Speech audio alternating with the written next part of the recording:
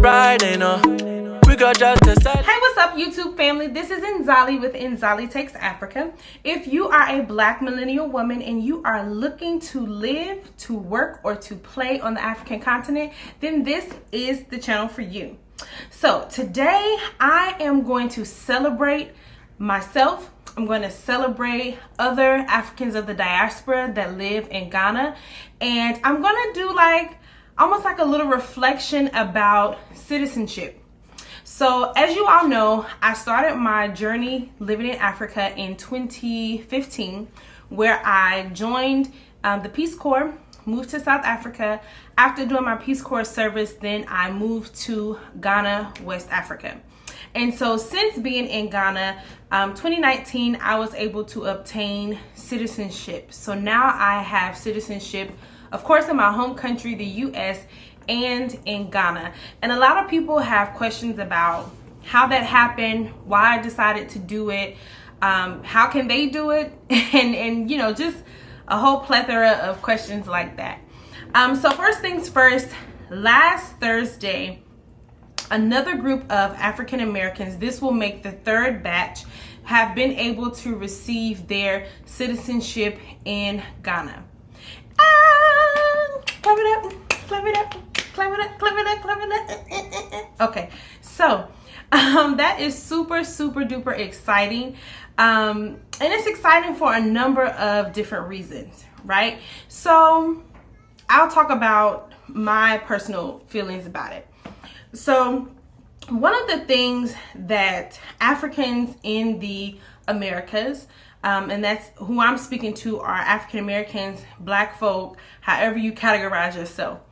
One of the things that we're taking in the transatlantic slave trade is our connection to our native land, native tongue, native culture, ways, and traditions. A lot of those things we have been able to preserve and revamp in our new environment, but just the knowing of the other space was removed. So a lot of us do, especially I would say in the last 10 to 12 years, have really picked up another interest in really just kind of figuring out what's happening in the place where our ancestors were taken from. And so for me, being a Howard graduate, learning about my history in depth while in school, it was something that kind of was important to me. And to be very honest, I also was dating, at that time I was dating a man, a continental African, as we say. And I was like, wow, there's so many similarities between the way you do things and the way my family does things and our value systems. And I was just like, so there has to be more to it. And so what you're finding now is like a Black sit, or a lot of Black people in the diaspora returning to Africa, whether it's for a short time or a more permanent situation like myself. And I see it as a kind of things go in a cycle, or a spiral, I should say. And so being that we were removed so many years ago, it's only right that we return. Right? And for so long, we haven't had the access, we haven't had the resources, the know-how, the correct information, or any of those things. So I see this new wave, this new energy, as kind of like a completion of that cycle of oppression. Like, we were removed, we were taken, we were really tortured. There's a lot of trauma in the African American community, and I look at the returning of a lot of us to the continent, whether for a short time or a long time, as kind of a completing, putting a stamp on that cycle, throwing it behind us and saying, how can we collectively as one people move forward? Right? And so that's what it kind of represents for me, and through my conversations with other diasporans, it seems to represent the same for them. Now, we do recognize that there has been a big divide, right? There's been a lot of misinformation on both sides. There's a lot of lack of understanding. However, somebody has to be the person, or a group of people have to be the people who kind of push this initiative forward. So I look at myself like a pioneer, right? I look at myself as how we look back at people from the civil rights movement or the African liberation movements that happened in the 60s. Like, I see this new movement of African Americans or Africans of the diaspora moving back to the continent, reclaiming their citizenship as the same type of work. So that's one of the reasons that this conversation is so important. Now, there are a few ways I have heard of people getting citizenship in other African countries, and then I'll go into how it has worked in Ghana. So what I've heard in other African countries, specifically a lot of them are in West Africa, is that people are doing their DNA testing, finding out their blood lineage to that place, and then some of those countries are now offering citizenship when you can prove that your DNA ancestry goes to that place.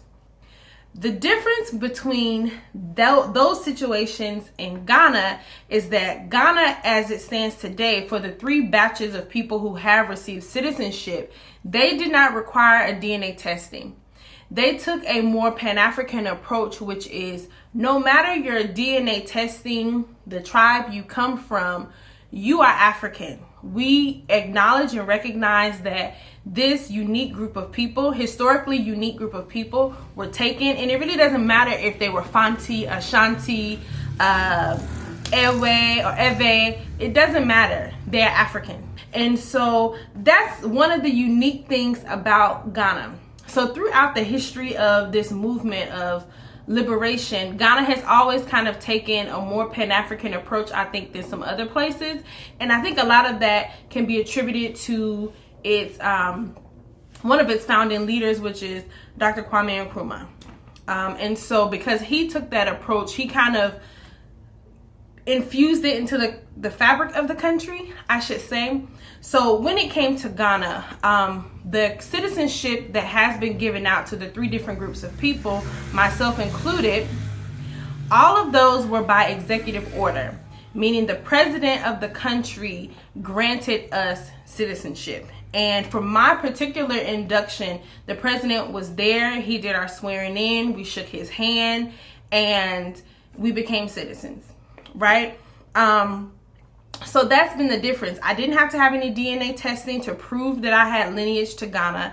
Actually, I have done my DNA testing, and my maternal side is Yoruba, out of Nigeria, and my paternal side is Akele, out of Gabon and Central Africa.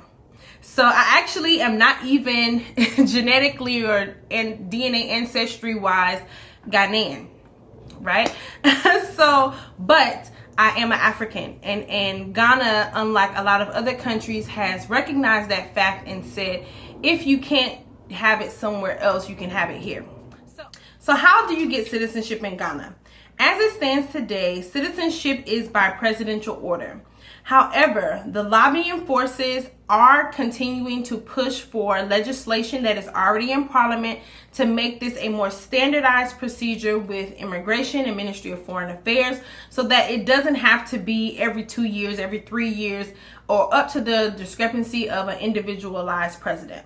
Right? Thank God we have had 2 succinct presidents who have believed in this mission and have granted citizenship, but who's to say that in the next election, the next president will? So that's why it's important for us to also push this information in Parliament and make sure that we get something that's really kind of set in stone, that's a process. In addition to that, if you are married to a Ghanaian, then there is a process that you can go through with immigration to obtain citizenship. Also, if you are a permanent resident in Ghana, there is another way. I think it takes you about 10 years to get that citizenship. In 5 of those years, you have to permanently live in Ghana succinctly.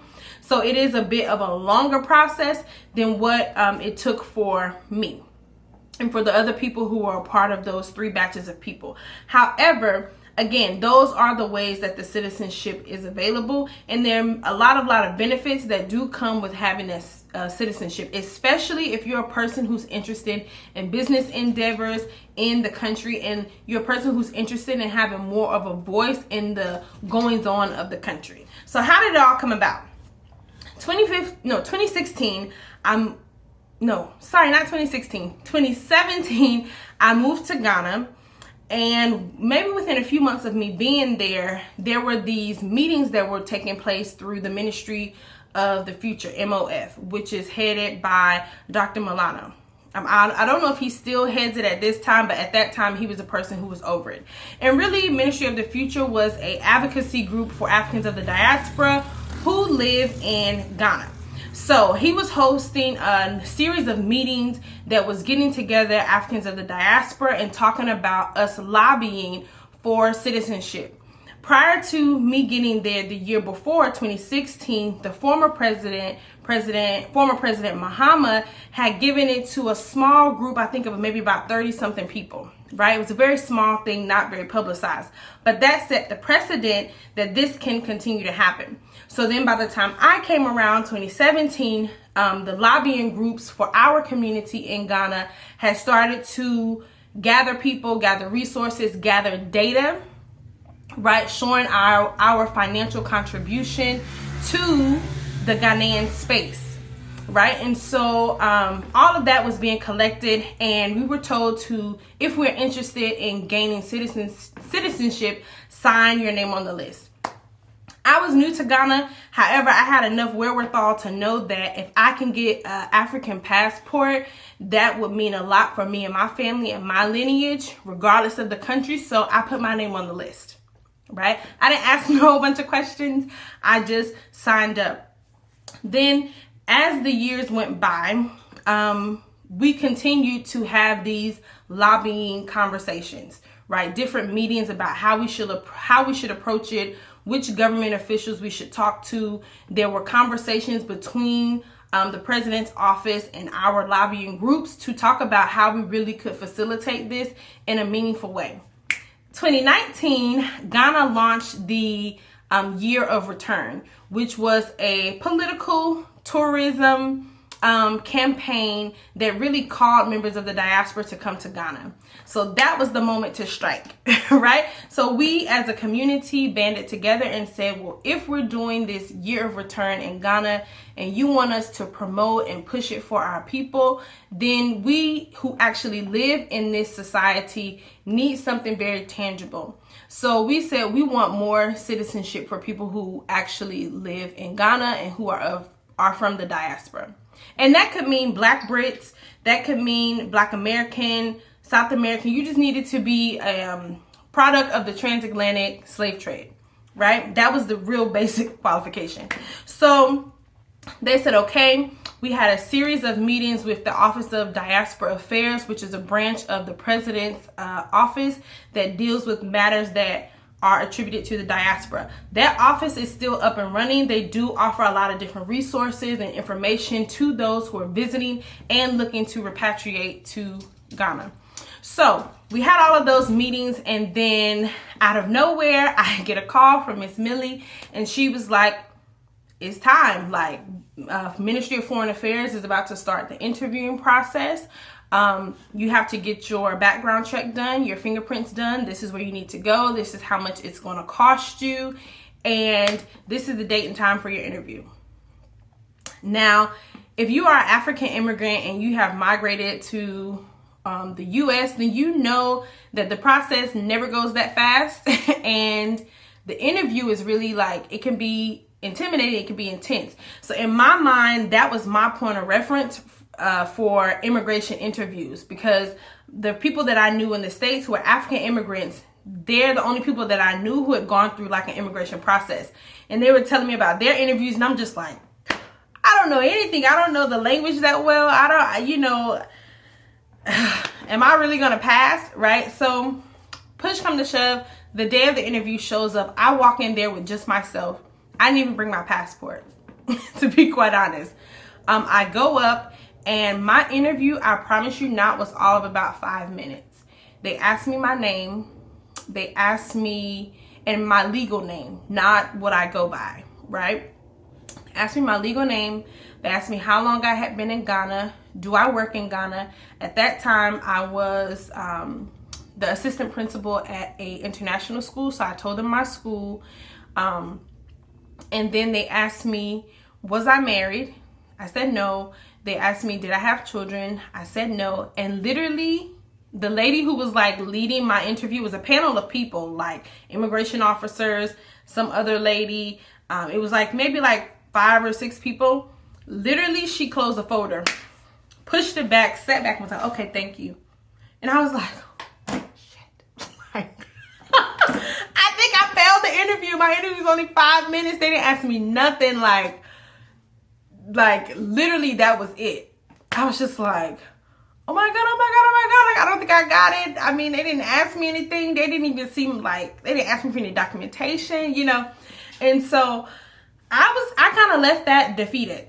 And so what ended up happening is that I ended up getting a phone call, like, you've been approved, you've been selected, you're going to get your citizenship. And we had a swearing in ceremony at the Flagstaff House, which is like Ghana's equivalent of the White House, right?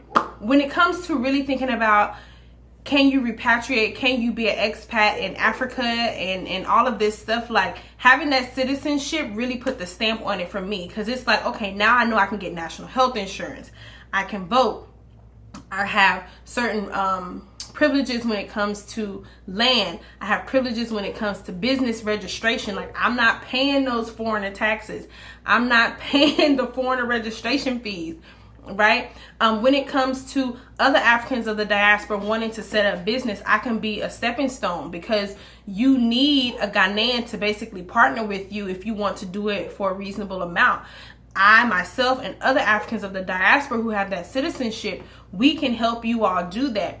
I think this was a great way for Ghana to economically bridge the gap between both parties, and then also just really move all African countries forward. So, you know, it is Kwanzaa week. So happy Kwanzaa to everybody. Again, if you're a person who's interested in citizenship, you're interested in moving to Ghana, then hit me up. You can always DM me at Nzali Takes Africa, and you can definitely reach out to me on there. You can send me a message. We can set up time to talk. And if you are already living in Ghana, then I can definitely help link you with the African American Association of Ghana, other organizations that really help us push these movements forward. Basically, we can do more together than we can apart. Right? There are a lot of us coming. There are a lot of us bringing our resources, whether that's in kind or financial. And together, when we're pushing our agenda, we get things done. In the time that I've been in Ghana, 2 sets of people, almost 400 people have been granted citizenship. And that was strictly off of lobbying effort of our collective voices going to the Ghanaian government. And so, yes, this is Nzali Takes Africa. Again, if you're a Black millennial woman looking to live, work, or play on the African continent, or even get citizenship, this is the channel for you. Make sure you follow me on Instagram at Nzali Takes Africa, and I will see you in the next video. Peace. Big things are happening now. More this, more that.